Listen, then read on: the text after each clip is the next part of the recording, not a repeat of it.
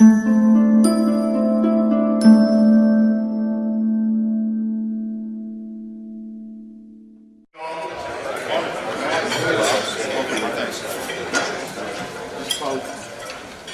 This is the 7th annual South Carolina Summit. Thanks for coming to the Tuesday morning panel.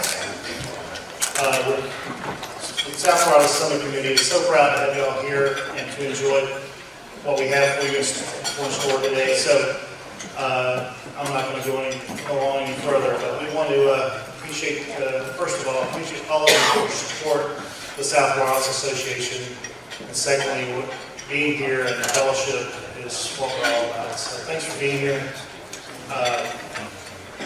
And we hope to see you again next year. Since I got a captive audience, we will be here in this same hotel on March 18th next year. So set your calendars and we'll see you.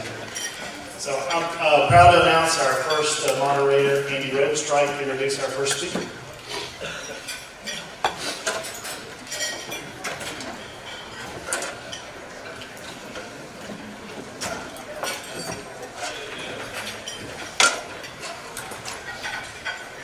Good morning, everyone. I am very proud to introduce our keynote speaker. Senator Daschle has participated in the development and debate of almost every major public policy issue of the last 3 decades. In 1978, he was elected to the U.S. House of Representatives, where he served for 8 years. In 1986, he was elected to the U.S. Senate and was chosen as Senate Democratic leader in 1994. Senator Daschle is one of the longest-serving Senate Democratic leaders in history and served as both majority and minority leader. During his tenure, Senator Daschle navigated the Senate through some of the most historic economic and national security challenges. Born in Aberdeen, South Dakota, Senator Daschle attended South Dakota State University, graduating in 1969. And Tom, I wanted to congratulate you and the Jackrabbits for winning the Summit League Championship this year and getting to the NCAA basketball tournament. After college, Tom served 3 years as an intelligence officer at the U.S. Air Force Strategic Command. Following his military service, he spent 5 years as an aide to South Dakota Senator James Abourezk before running for the U.S. House of Representatives. Now, a couple of things that you may not be able to read about Tom, but we'll hear about only from here. Number one, Tom is an avid runner. Also, his wife Linda is a former Miss Kansas. The last time the U.S. government had a balanced budget, Tom Daschle was in the Senate leadership. That was way back then. And also, Tom was one of the last true deal makers in Congress, and he worked closely with Senator Trent Lott, a Republican from Mississippi, to get things done in the U.S. Senate. Tom, and I'm proud to introduce a great man, a great leader, and I'm very proud to call him a great law partner as well, Mr. Tom Daschle.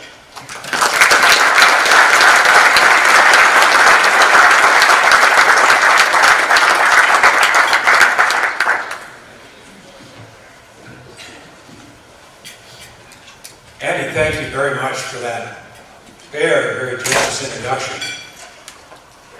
In this business, you get introduced in a lot of different ways, and one of my favorite was that time I was introduced in much the same way as Andy just did with me.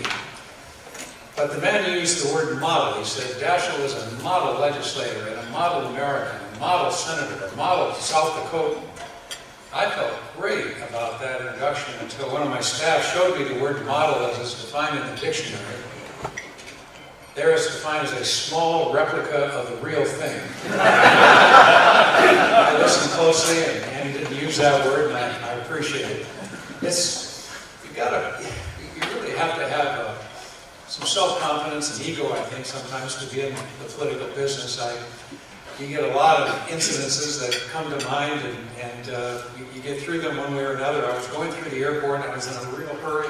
late for my plane, trying to get through the security as fast as I could, had my shoes off, my coat off, and just as I was going to go through the metal detector, a guy tapped me on the shoulder and he said, I got to tell you, didn't I ever tell you look a lot like that former Senator Tom Daschle? Because I was in such a hurry, I just said, yeah, people have said that. He said, doesn't that make you mad?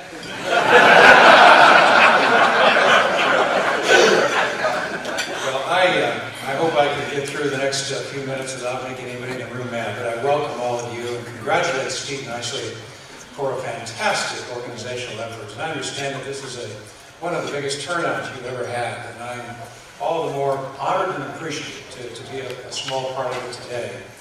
And let me also say how much I'm here because of Andy. Andy called some time ago. It's been a real pleasure for me and my little team called the Daschle Group to work closely with Baker Donaldson. It's a fantastic organization, a wonderful law firm. Gotten to know Andy, but Andy invited me, and I'm really very, very grateful for the opportunity to share the dais with him and with somebody who you're all familiar with, Jonathan Allenstein. Jonathan and I worked in the Senate for many years together. We went on to the FCC and did a fantastic job there, and then to the RUS and the Department of Agriculture.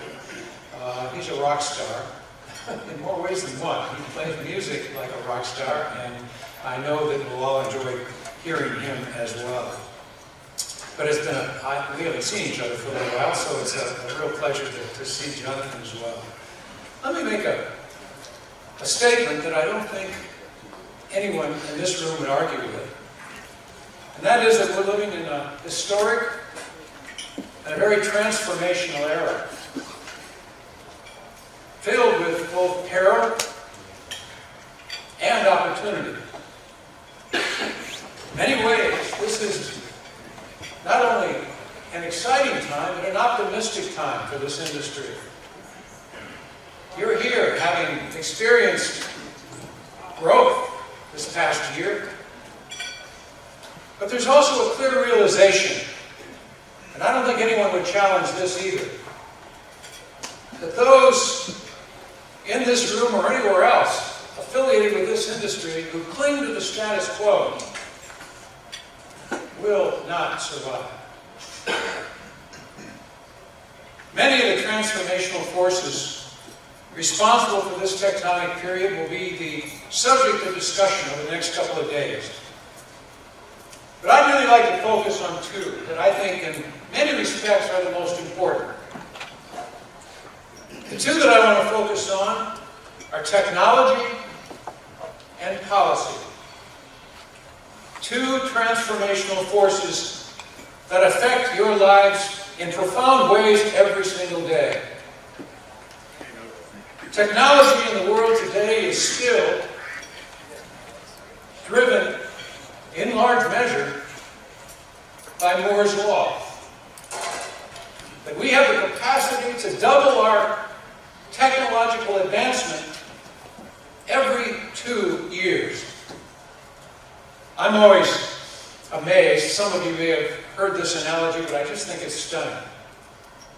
If a car built in 1970 had progressed at the same degree that a computer chip had progressed, today it would go 300,000 miles per hour, get 2 million miles on a tank of gas, and cost 4 cents. Worldwide technological change as a result of the wireless contribution and the infrastructure that you are building is having a profound effect in this transformational era. There are now more mobile devices than people on the globe. I am required, because of some work I do, to go to Papua, Indonesia every year. When I go to Papua, it is really an amazing experience to see what a contrast in lifestyle we as human beings experience here in the world today. We have this luxurious room you just had a fantastic meal. I go into these villages and I swear they appear not to have changed in 400 years. Very primitive, very rustic, no sign of any kind of modern adaptation. But we call these small villages together, and I am stunned by the number of people sitting on the floor monitoring their cell phone. Wireless technology is a worldwide transformational force. Policy in the United States, and I would add elsewhere, lags technology. But it would be a mistake to underestimate the transformative value that policy has on each of our lives and the work we do. I would acknowledge that the citizenry here in the United States, but elsewhere in the world, communicates in the 21st century. Government sometimes listens in the 20th century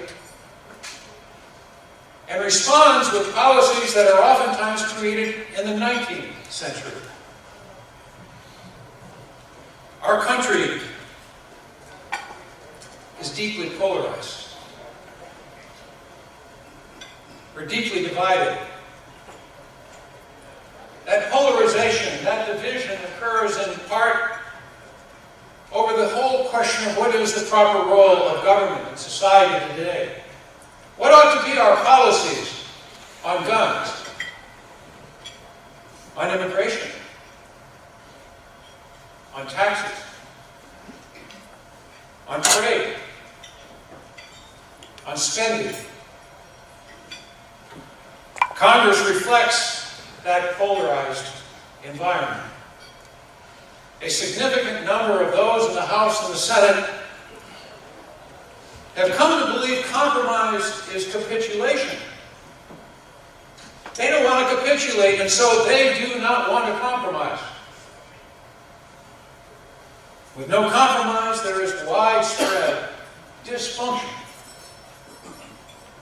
in Washington and elsewhere today.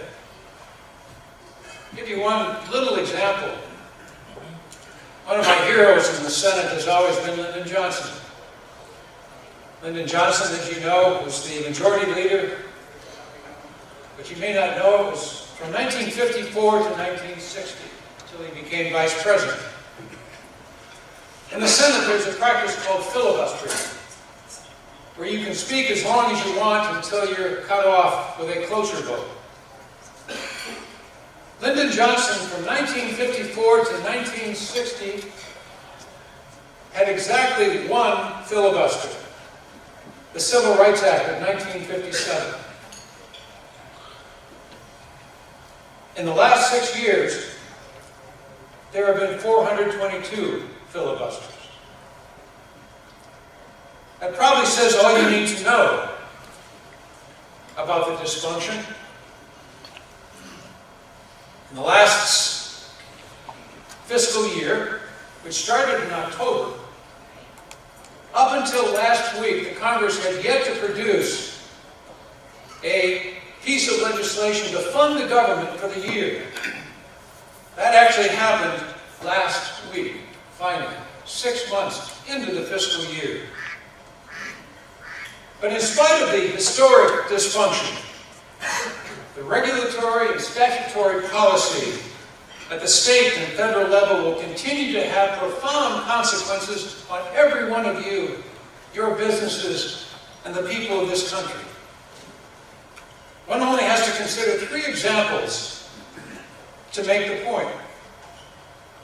First, the regulatory environment on both the state and the federal level affecting the wireless industry continues to improve and impact your opportunities for growth.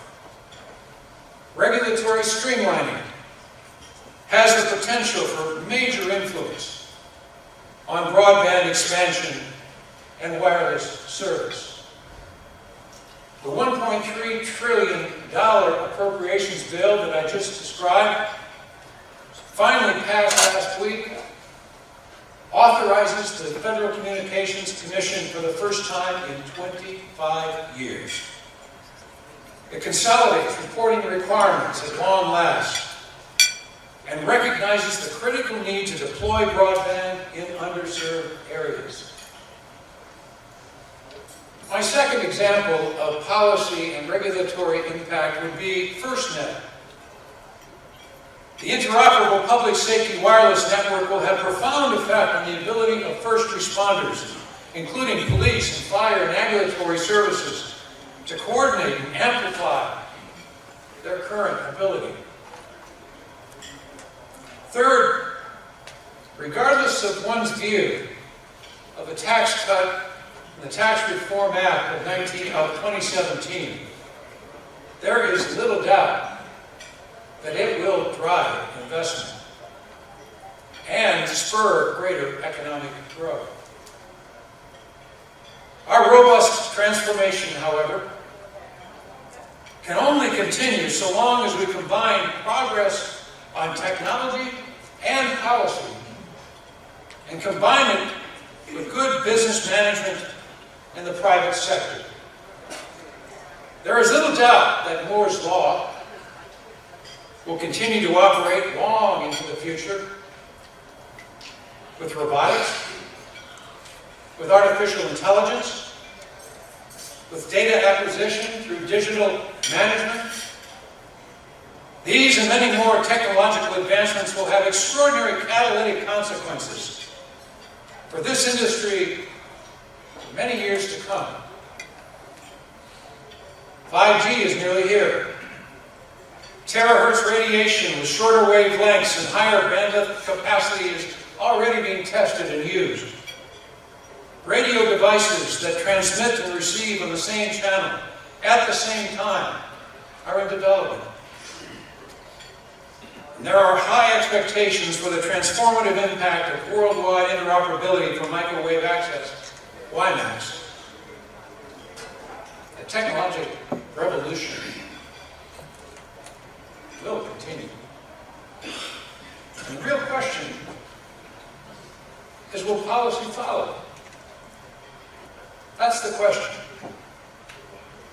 I would assert that there are three policy areas that have to be the focus of continued attention if we are to fulfill our aspirations and the full potential of this transformation. The first is that we must continue to modernize the regulatory framework at all levels of government, federal, state, and local.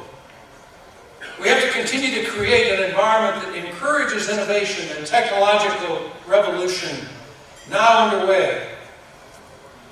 And we simply cannot overemphasize the importance of doing that throughout this country. Second, this nation must make a new commitment to our infrastructure.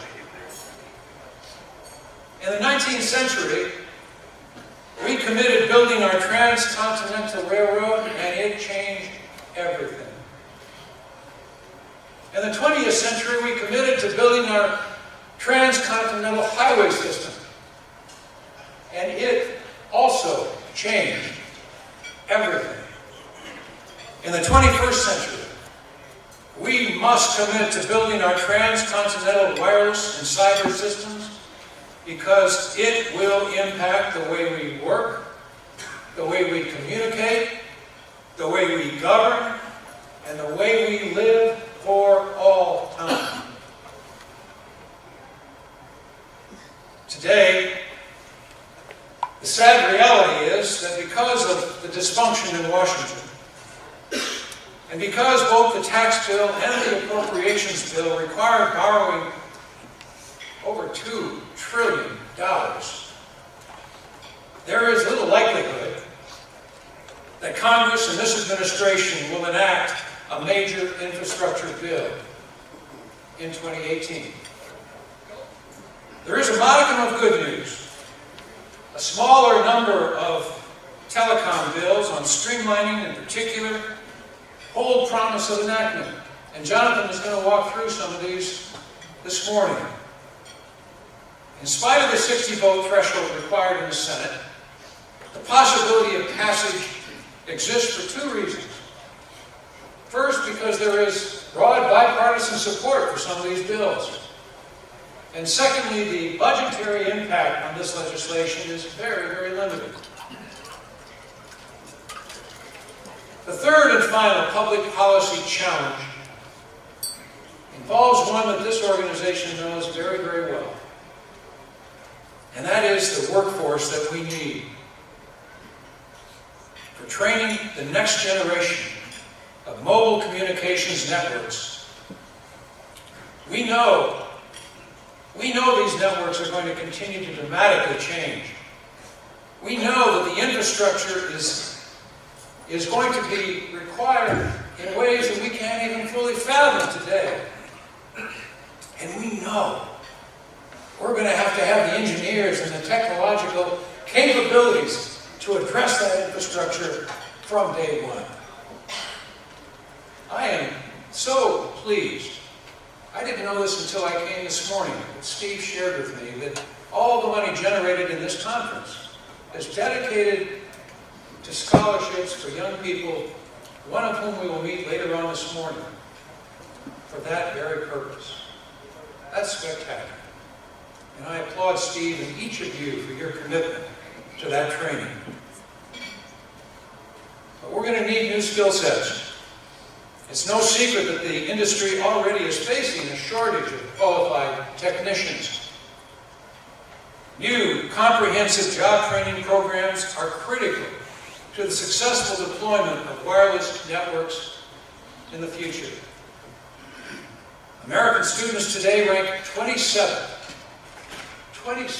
worldwide in math. We rank 20th in science. Both public and private education needs to do a better job of preparing future generations for the new world ahead.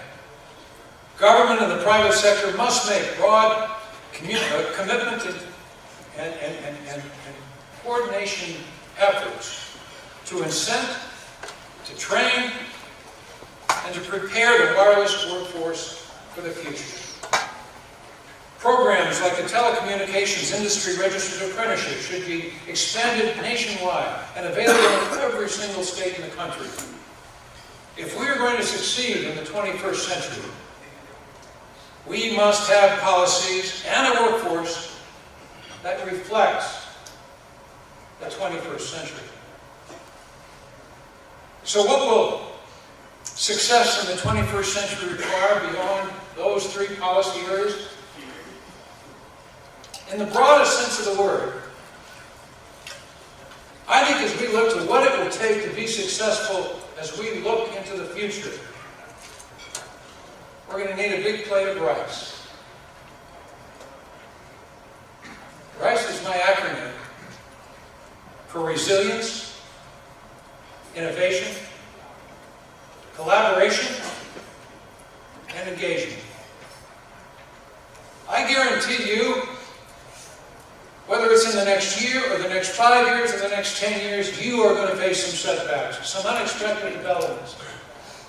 This is too wild and woolly an industry. This is too much of a transformational time to not expect that there will be challenges that you haven't foreseen. And the real question is, how good are you going to be at responding?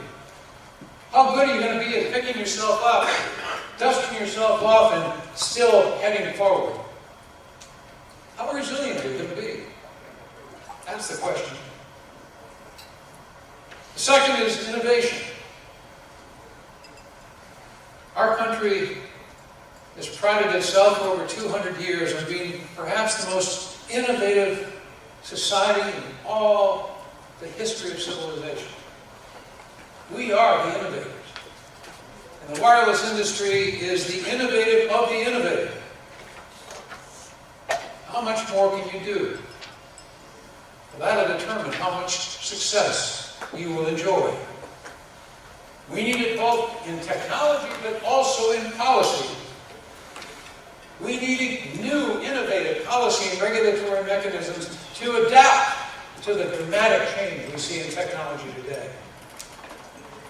Third, boy, do we need to be collaborative.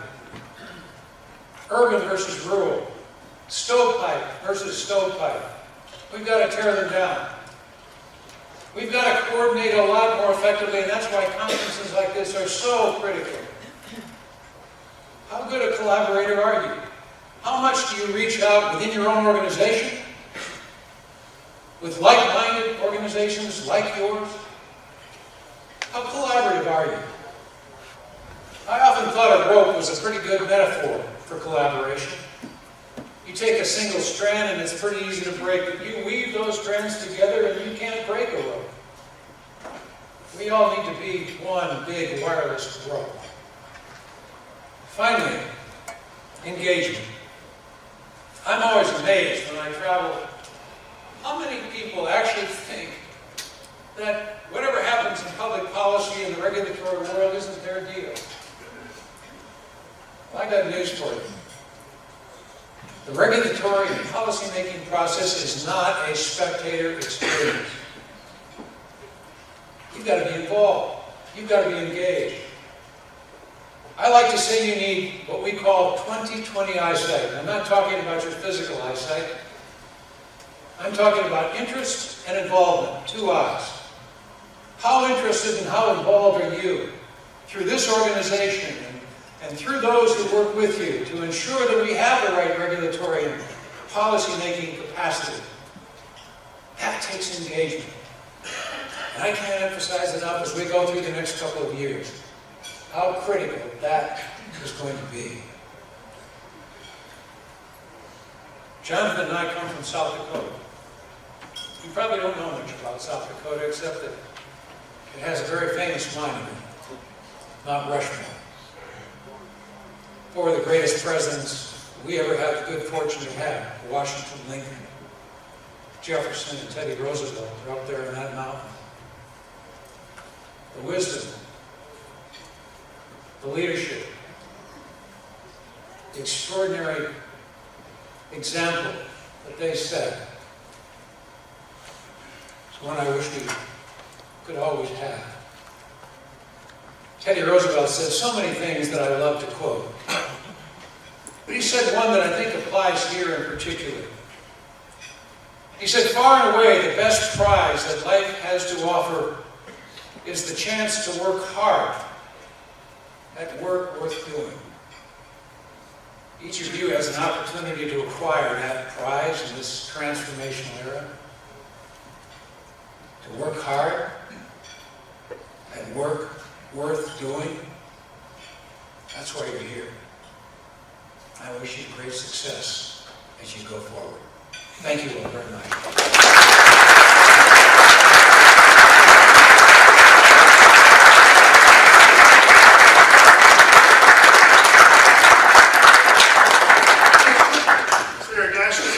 Daschle, we want to present you a plaque. This states keynote speakers that are Tom Daschle, South Wireless Summit 2018, and the date. And you got your own platinum record. Okay.